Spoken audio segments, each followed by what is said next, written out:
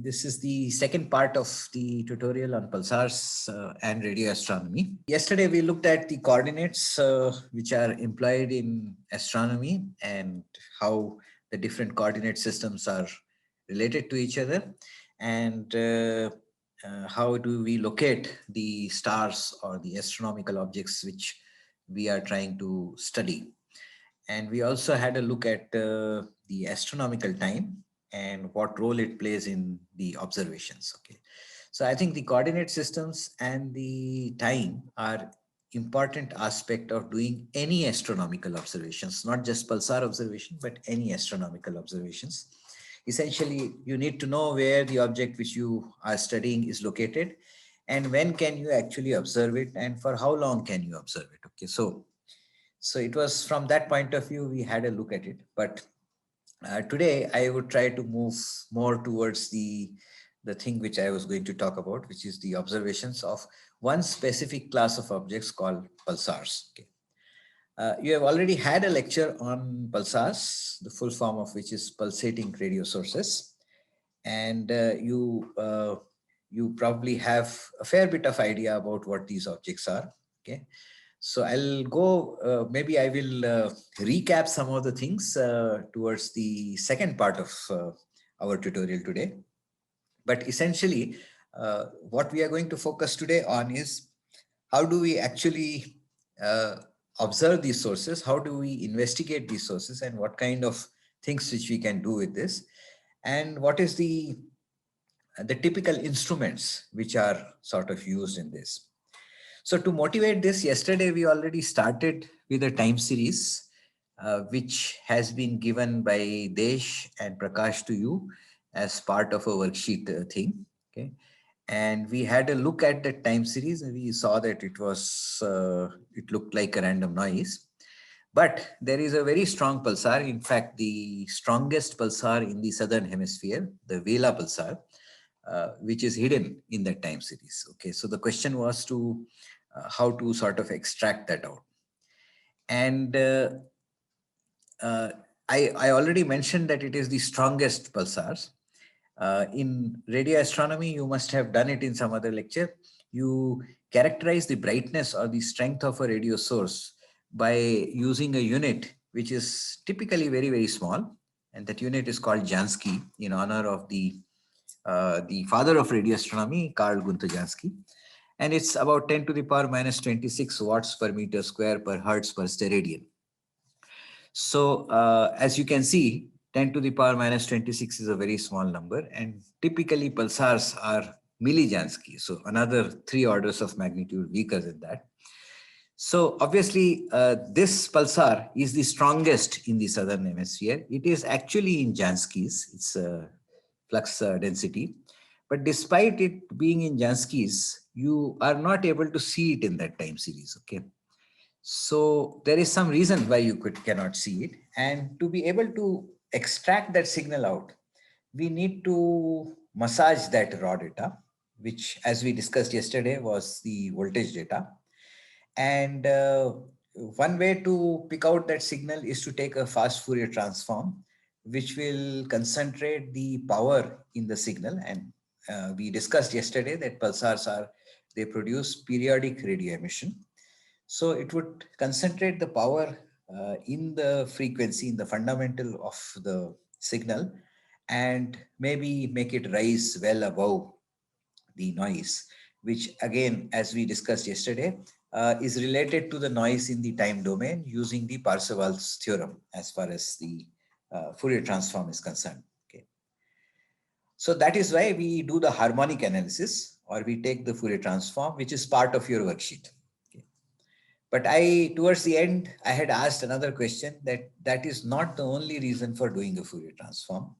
There is another reason for doing a Fourier transform. That's where we had stopped. So now that you have had a whole night in between to think about it, does anyone have an answer to that question or any guesses? Okay. Guesses are also perfectly fine. The phase. Yeah. So somebody said phase yesterday also. So why phase is important? Because it indirectly will tell you how the pulsar signal is affected by the pulsar magnetosphere itself and the ISM as well. Okay. So what you have said is partly true. Pulsar magnetosphere is not so much of an issue. But the other part which you said, and can you say the full form of the abbreviation which you use, the second part? Interstellar medium and Right. ionization. So why is interstellar medium important there? The ISM has some natural frequency, right, of the oscillation of the plasma, and if we want to observe the pulsar at lower frequencies, then it affects the signal, like it makes some time delays in the signal, and from there, what to say, the factor of time delay, we can assume we can know the content of the ISM in our line of sight. So that's correct. That is what happens in the ISM, and that's what this slide shows. So essentially, the medium between the pulsar and you is not vacuum. It has free electrons, a very small density of free electrons, but then the distance to the star is also very, very large. So if you look at the column density of the electrons, it's fairly large. And these electrons will get knocked around by the propagating electromagnetic wave. And in the process, they will extract energy from that and re-radiate the electromagnetic wave. Okay. And they do this in a collective behavior, which is called as cold plasma. So the net effect of all this is that your phase of the electromagnetic wave is affected, and it is affected in such a way that it is dependent on the frequency of observation. So if you are observing the pulsar at high frequency, let's say 5 gigahertz or 10 gigahertz,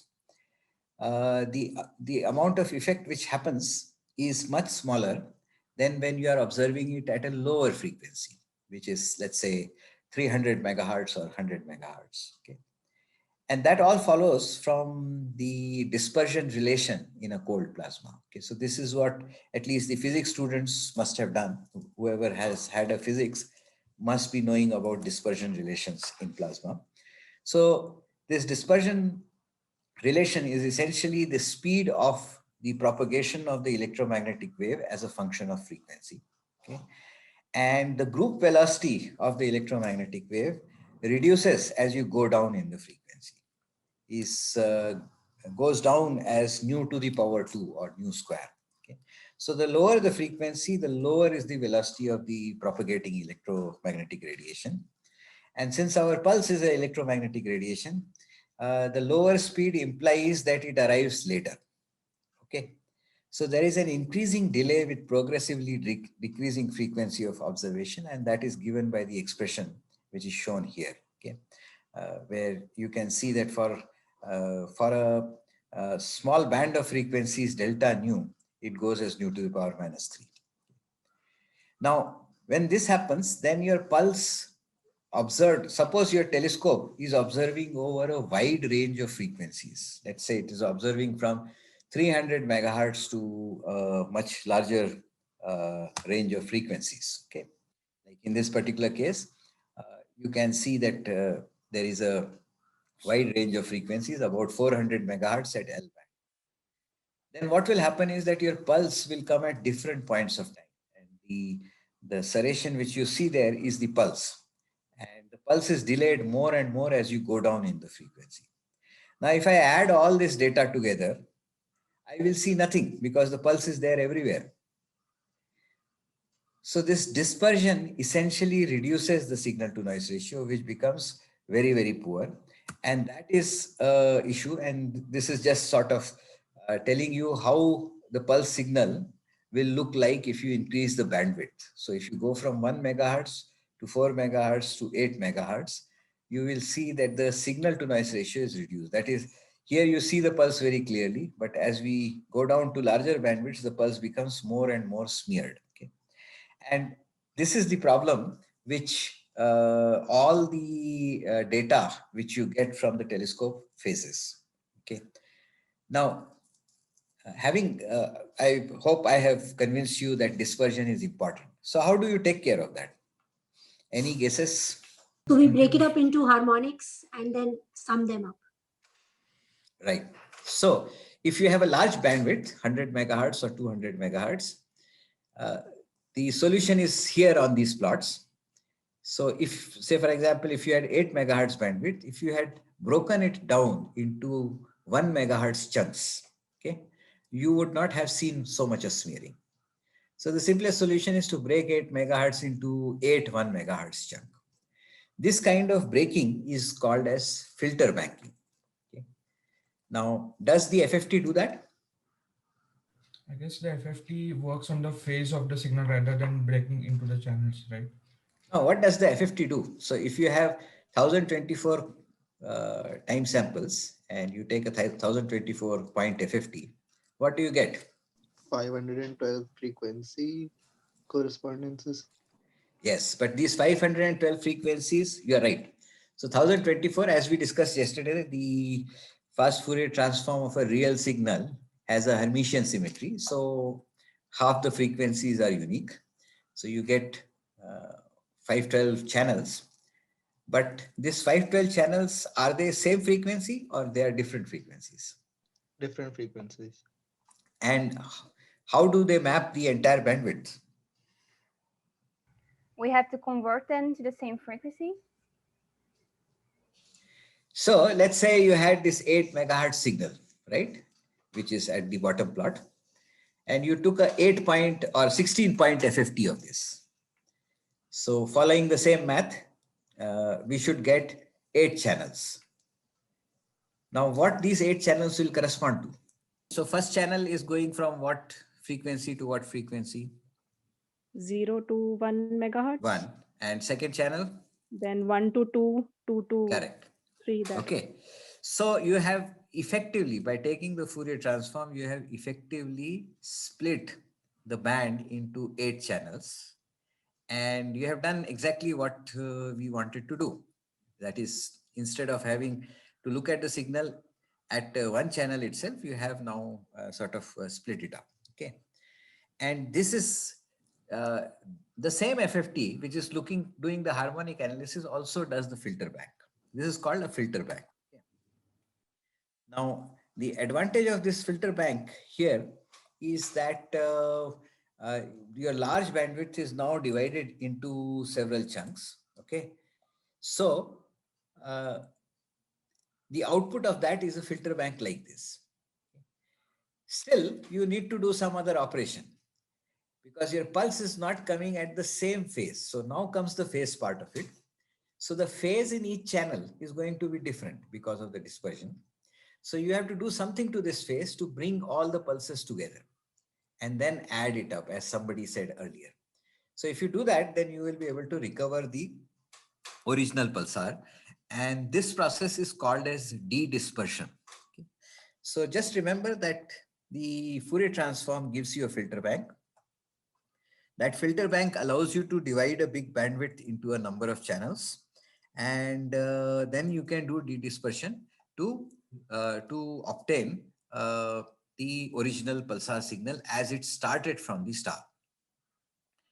So in the earlier days, when computers were not powerful, this was done by actually making electronics, which would divide the overall bandwidth into smaller chunks. It will subdivide the observational bandwidth into multiple channels. And one of the problems with this division is that your dispersion smear gets reduced, but it is still not completely eliminated because whatever subdivision you do, it will still leave you a channel with a finite bandwidth. And as we saw, delta T is proportional to delta nu in the earlier expression. So this finite bandwidth of channel would still mean that there is some smearing. So the number of channels which you want is a trade-off between the time resolution which you want and the size of the filter bank. And as I said earlier, it used to be analog filter banks. Nowadays, everywhere you use digital filter banks, which employ either the fast Fourier transform in hardware or fast Fourier transform in software. Okay. So for example, in GMRT in the earlier days, we used to have 256 channels over 16 megahertz, giving us a 62.5 kilohertz kind of bandwidth. which meant that from 32 millisecond, you could reduce the dispersion smear at a frequency of 300 megahertz to 110 microsecond for a reference DM. Okay, so you could see that dispersion smear could be significantly reduced, but still it would be of the order of few microseconds. So if you want a resolution, you needed a much larger number of channels to get a much better resolution. Okay, and this is just schematically showing what the FFT does. So you have the input band and it just splits it into a large number of channels. But as I said, there will always be some dispersion smear, and that will limit your time resolution. Towards the end of the lecture, we will come across a investigation where one is trying to detect gravitational waves, and that requires a time resolution of the order of nanoseconds, not even microseconds. So such high time resolution data, simple filter banks cannot provide you. And apart from that gravitational wave detection, there are other studies, high precision astrometry, polarization studies, and tests of general theory of relativity, which require very high time resolution data. And again, the time resolution is a function of frequency, because remember that the dispersion relation is a strong function of frequency. As you go down in frequency, the dispersive effect of the medium becomes larger and larger. So for frequencies, low frequencies like the giant meter wave radio telescope frequencies, dispersion is a big nuisance. And to get high time resolution, you have to completely remove this dispersion. And you can actually do that.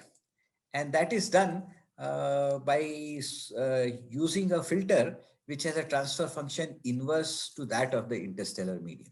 Okay. Now, this is something which the students with engineering background can understand much better.